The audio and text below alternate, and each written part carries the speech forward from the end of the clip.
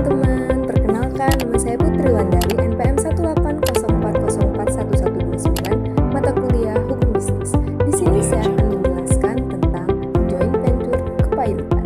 Teman-teman tahu tidak apa itu joint venture?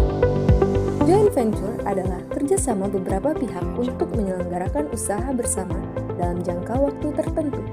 Biasanya, kerjasama berakhir setelah tujuan tercapai atau pekerjaan selesai.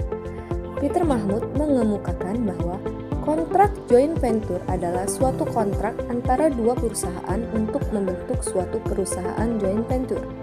Jadi, joint venture secara umum dapat diartikan sebagai suatu persetujuan antara dua pihak atau lebih untuk melakukan kerjasama dalam suatu kegiatan. Persetujuan yang dimaksud adalah kesepakatan yang didasari atas suatu perjanjian yang harus tetap berpedoman kepada syarat sahnya suatu perjanjian yang diatur dalam Kitab Undang-Undang Hukum Perdata. Selanjutnya adalah kepailitan joint venture. Menurut kamus, pailit berarti bangkrut atau jatuh miskin. Dengan demikian, maka kepailitan adalah keadaan atau kondisi di mana seseorang atau badan hukum tidak mampu lagi membayar kewajiban atau hutangnya kepada si piutang.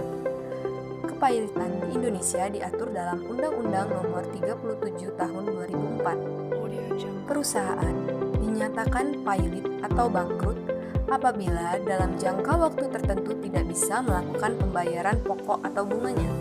Istilah tidak bisa membayar atau berhenti membayar tidak mutlak harus diartikan debitur sama sekali berhenti membayar utang-utangnya.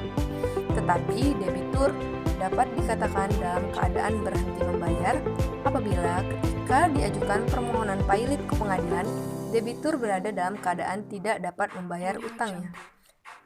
Selanjutnya adalah jenis-jenis joint venture. Yang pertama itu joint venture domestik, kedua joint venture internasional, seperti pelabuhan, produksi, telekomunikasi, layanan penerbangan, kereta api umum, pembangkit tenaga atom, dan air minum. Faktor yang menyebabkan perusahaan melakukan joint venture. Yang pertama, untuk membangun kekuatan perusahaan. Kedua, menyebarkan biaya dan risiko. Ketiga, menambah akses ke sumber daya keuangan. Keempat, ekonomi skala dan keuntungan kekuatan. Kelima, akses ke teknologi dan pelanggan baru. Keenam, akses ke praktek manajer